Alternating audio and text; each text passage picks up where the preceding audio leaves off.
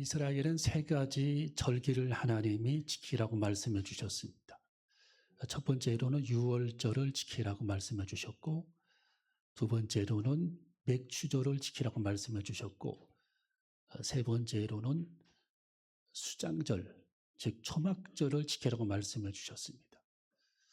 유월절은 장자의 죽음을 피하기 위해 어린 양을 잡아 양 10분설주에 발라서 죽음을 피하라고 하는 예수 그리스도의 십자가 사건을 예고하는 그런 절기가 유월절입니다. 그리고 맥추절은 여러분이 잘 알다시피 보리추수를 기념하고 감사하기 위해 하나님 앞에 드려지는 절기가 맥추절입니다.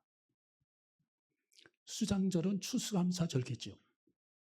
초막절과 함께 가을 추수와 광야 생활, 초막 생활을 기념하고 감사하는 그런 절기가 수장절, 초막절이라고도 말합니다.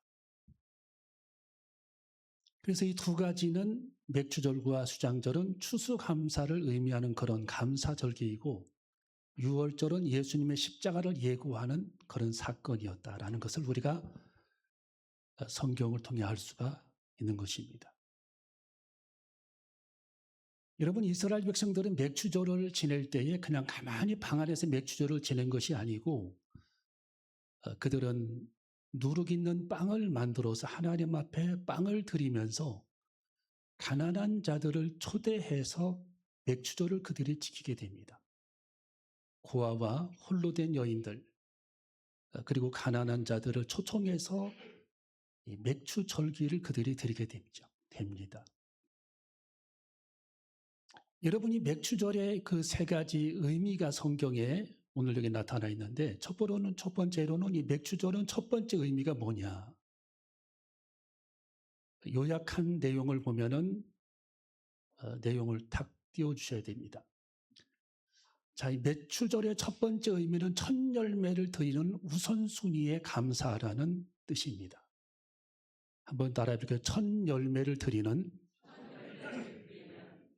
우선순위에 감사하라. 여러분, 이 감사는, 이 맥추절의 감사는 첫 열매라는 것, 첫 열매. 6개월 동안 지금 1년 중에 6개월이 지금 지났는데 6개월 만에 거두는 첫 열매가 뭐냐? 보리추수입니다. 그 첫 열매를 하나님께 드려서 감사하라. 그 우선순위로 감사하라는 뜻입니다. 우선순위. 여러분, 우리들이 아침에 첫 단추를 잘 꿰야 됩니다. 첫 열매를 우리가 하나님 앞에 드린다라고 하는 의미는 우선순위의 감사. 모든 것들이 우리들이 할 일이 많고 해야 할 일들이 많지만 가장 우선순위적으로 하나님 앞에 감사하라는 뜻입니다. 우선순위의 감사. 이것이 맥추절입니다. 여러분, 우리들이 하루 일상생활을 영위하다 보면은 감사를 잃어버린 채 살아가기 쉽습니다. 첫 단추를 잘 감사로 깨게 되면 우리들이 하루 종일 감사할 수 있는데, 이 첫 단추를 불평으로 시작한다든지 아무 생각 없이 하루를 살아간다든지 하게 되면 하루를 잃어버리기 쉽습니다.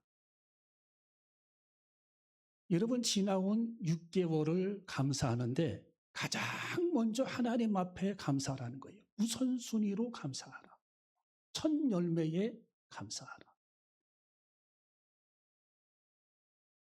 어떤 유치원 선생님은 직장에 들어가서 첫 열매, 첫 월급을 받아가지고 하나님께 전부 그걸 드리더라고요. 예.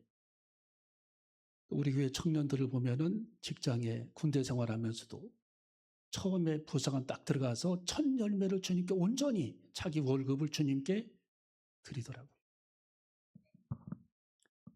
또 경찰 훈련소에 가가지고서 훈련을 받고 나와가지고 나라에서 주는 그 돈을 쓰지 않고 다 모아서 첫 열매를 주님께 드리는 사람도 있어요. 어떤 분이 연말 정산서를 가지고 나라에서 주는 그 돈을 자기가 쓰지 않고 연말 정산서를 가진 그 물질을 주님께 다 드리는 분도 있더라고요. 10분의 1도 첫 열매. 우리가 주일날 하나님 앞에 예배를 드리는 것도 일주일의 첫 열매. 예수님의 부활을 기념하는 날짜가 주일날인데 이 주의 날을 하나님께 첫 열매로 드리는 시간이 지금 이 시간입니다. 부활의 첫 열매. 할렐루야. 여러분, 우리는 첫 열매에 감사하는 삶을 살아가시기를 주님의 이름으로 축원합니다. 감사를 하나님께서는 기억하라고 말씀을 주셨어요. 이 세 가지 전부 보면은 감사입니다. 6월절에 감사하라. 보리 추수에 감사하라. 가을 추수에 감사하라. 6개월에 감사하라. 보리 추수를 해서 하나님 은혜 감사하고 첫 열매를 주님께 드리면서 하나님 은혜 감사를 고백하는 삶을 살라고 말씀해 주십니다.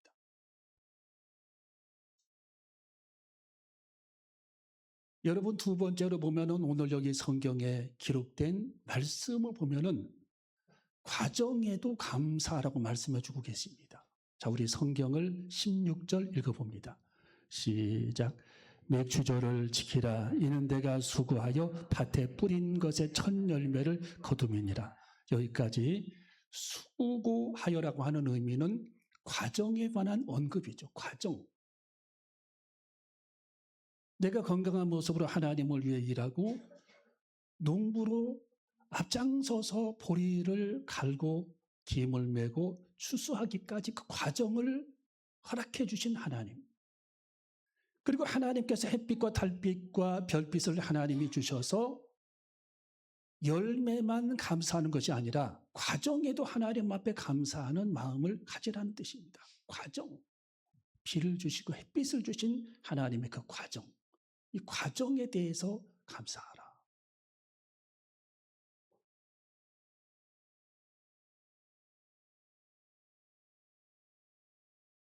여러분, 결과만 중요하게 생각하는 사람도 있죠. 그러나 좋은 결과를 맺기 위해서는 과정이 필요한 겁니다.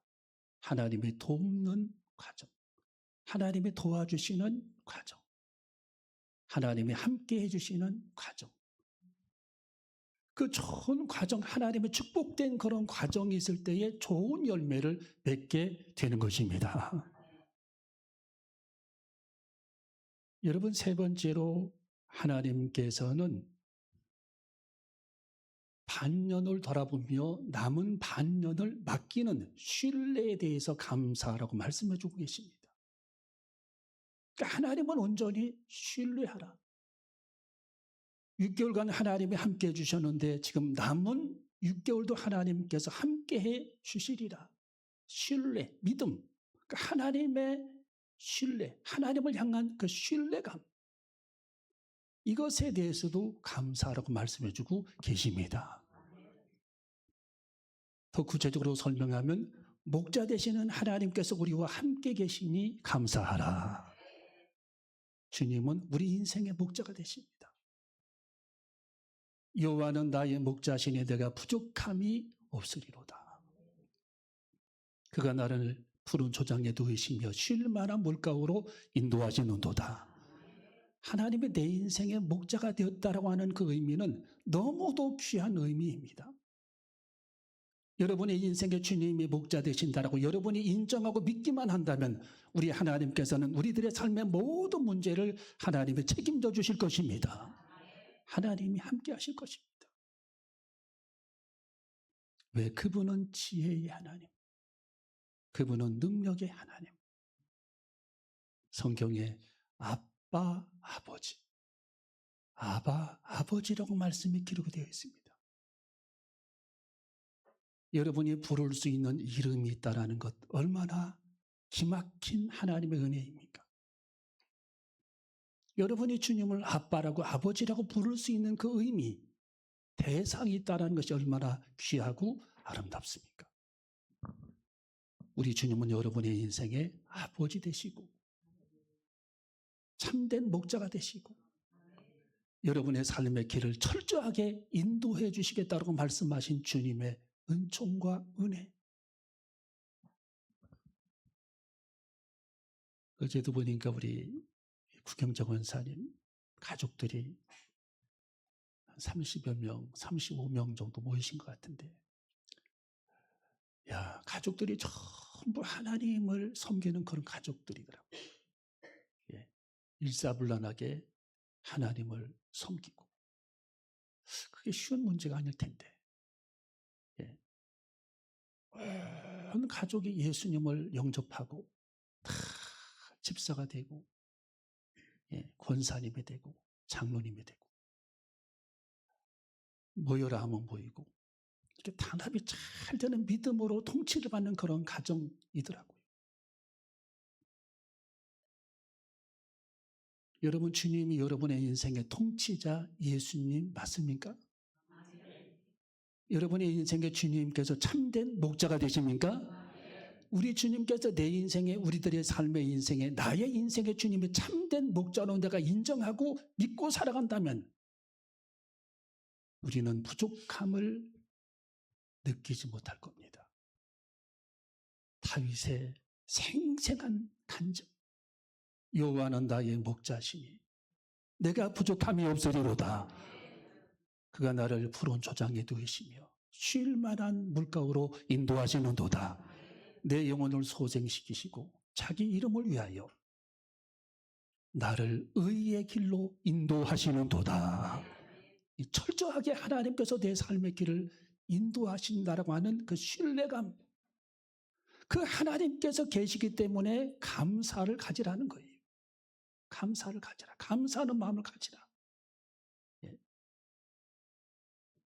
열매를 주신, 첫 열매를 주신 하나님께 우선순위로 감사하고, 과정을 주신 하나님께 감사하고, 반년을 지나게 하시고, 또 반년을 하나님께서 온전히 내 삶을 하나님이 책임져 주실 것에 대해서 미리 감사할 수 있는 그 마음을 가지면 안 되겠느냐, 그 뜻입니다. 하나님께서. 제 동료 목사님 따님이 방글라데시에 봉사활동을 갔습니다. 출발할 때 그녀의 몸무게는 61kg였어요. 통통한 그런 자매입니다. 근데 집에 1년 있다 돌아왔을 때는 20kg가 살이 빠져 있었어요. 너 도대체 거기서 어떻게 했길래 그 아까운 살이 20kg가 빠졌느냐? 목사님이 그를 막 끌어안고 눈물이 나오더래요. 어떻게 찐 살인데? 이 딸이 얘기를 했어요. 아빠, 이 방글라데시에 봉사활동을 가보니까 거기 아이들이 하루에 밥을 한 끼 먹고 살아갑니다. 그런데 그 밥도 쌀밥이 아니고 보리밥도 아니고 감자 하나, 옥수수 한 주먹, 강냉이. 이거 먹고 자기가 가르치는 아이들이 살아가는데 제가 어떻게 그들 앞에서 밥을 먹을 수 있습니까? 저는 쌀알갱이 하나가 이렇게 소중한 줄 몰랐습니다. 그리고 그 딸은 거기 갔다 온 뒤로 밥을 하고 쌀을 이렇게 씻어서 이렇게 버리면 벌레 먹은 쌀 같은 게 흘러내려가잖아요. 하수구에. 그걸 건져내더래요. 계속 핀셋으로. 쌀알갱이 하나. 벌레 먹은 콩알 하나를 건져내더래요. 거기서 철저하게 깨닫고 온 거예요. 야, 이렇게 어렵게 살아가는 사람도 있구나. 예. 먹을 게 없어갖고 바우바우 나무 잎사귀를 아침마다 그걸 볶아서 먹고 아이들이. 바우바우 나무 잎사귀. 예. 물 한 동이를 뜨기 위해서 4km씩, 6km씩 걸어가고.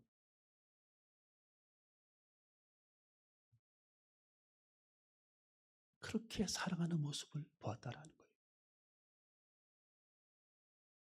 그러면서 그 딸이 거기에 다녀온 후로, 야, 이게 한국이라고 하는 나라가 여러 가지 그런 정치적인 격변도 있지만 이 한국 땅에 살아가는 것이 얼마나 큰 축복인가. 예. 사계절이 뚜렷하고 땅이 기름지고 거리마다 깨끗하고 각종 열매들이 수산시장, 농수산물시장에 보면 열매와 채소와 생선들이 즐비하고 우리는 어느 때부터인가 그런 감사를 다 잃어버리고 내 삶에 뭐 작은 것 하나가 채워지지 않는다고 해서 그것을 불평하고 원망한 적이 있습니까? 여러분, 하나님은 우리들에게 감사의 우선순위. 네가 아침에 일어나면 최우선적으로 하나님 앞에 감사하고 지금 6개월이 지났는데 가장 우선순위적으로 하나님 앞에 최우선적으로 보리추수에 대해서 감사하면서 하나님께 영광을 돌려라.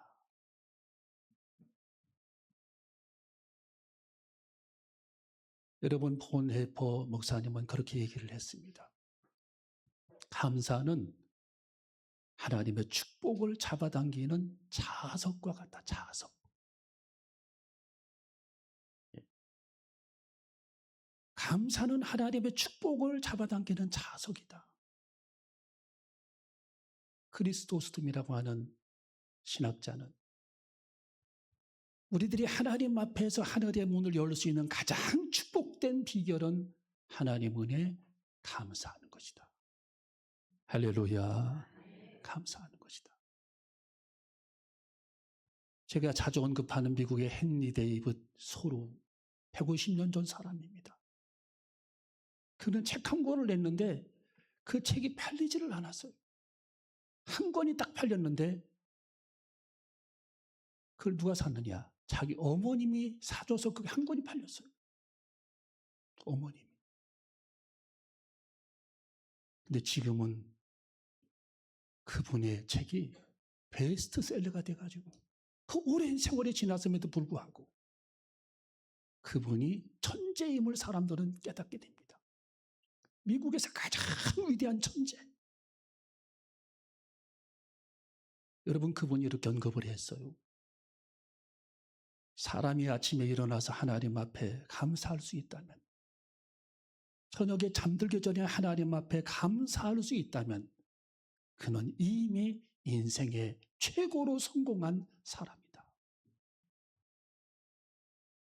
그의 영혼은 찬란하게 빛을 발할 것이다. 여러분, 하나님의 뜻이 뭡니까?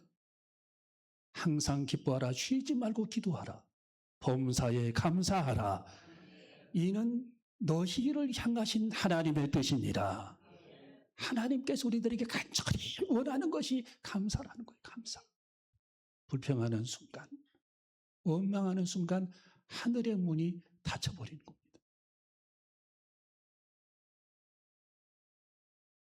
여러분, 우리는 하나님 은혜에 감사하는 삶을 살아가시기를 주님의 이름으로 축원합니다.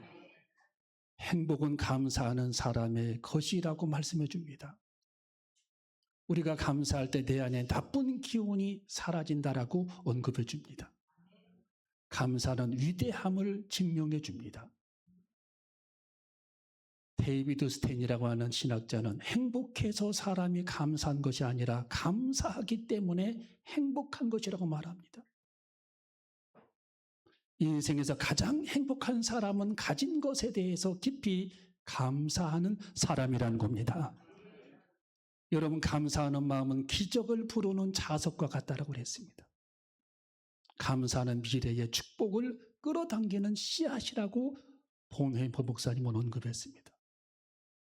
기도는 하늘문을 열고 감사는 하늘문을 지킨다라고 토마스 왓슨이 말했습니다. 고난 속에서 드리는 감사는 가장 순수한 신앙의 증거라고 마르틴 루터는 고백을 했습니다. 아침에 감사로 하루를 여는 사람은 그것으로 이미 그는 충만하다라고 언급을 했습니다. 숨쉬고 걸을 수 있으며 볼 수 있다면 그는 이미 기적을 체험한 사람이라고 언급을 했습니다. 슈바이처 박사는 불평은 영혼을 갉아먹지만 감사는 인생을 향기롭게 한다라고 말씀해 주셨습니다. 여러분, 우리는 하나님께서 가장 최고급으로 원하시는 최고의 감정이 감사임을 깨닫고 하나님 앞에 범사에 감사하는 입술로 감사를 표현하고 순종으로 하나님 앞에 감사하고 마음으로 하나님 앞에 감사하는 우리 모두가 되어줘야 할 줄로 믿습니다. 여러분, 누가복음 17장에 보면은 10명의 문둥병자가 있었습니다. 이 사람들이 예수님께서 동네 어귀로 지나가시니까 자기들의 문둥병을 고쳐달라고 아우성을 치면서 예수님을 따라옵니다. 그때 우리 예수님께서 긍휼히 여기는 마음에 생겨 내가 너희들을 어떻게 하랴? 예, 저희들의 문둥병을 고쳐주시기를 원합니다. 예수님께서 그 10명의 문둥병자에게 가라. 제사장에게 너희 몸을 보여 가라 하면서 명령을 합니다. 그들은 가다가 깨끗함을 받게 됩니다. 10명이. 그런데 성경에 보면 누구 한 사람 예수님에게 그 엄청난 병에 고침받았음에도 불구하고 예수님에게 감사를 고백한 사람은 아무도 없었습니다. 오로지 이방인 사마리아인 한 사람이 예수님에게 찾아와 엎드려 절을 하더니 눈물을 글썽이며 주님 감사하나이다. 저의 병을 고쳐주셨으니 감사하나이다. 저의 병을 깨끗게 하셨으니 감사하나이다. 무엇으로 제가 보답해야 합니까? 우리 예수님은 됐다고 말씀을 합니다. 나는 아무것도 바라지 않는다. 단지 그 9명은 지금 어디에 있느냐? 여러분, 그 뜻이 어떤 의미입니까? 우리 예수님께서는 그들에게 본 사례를 받기 위해 그들을 찾은 것이 아닙니다. 그 9을 사례받기 위해서 찾은 것이 아니라 감사를 잃어버린 사람을 책망하는 겁니다. 그들의 영혼이 불쌍하다라는 겁니다. 감사를 잃어버렸구나.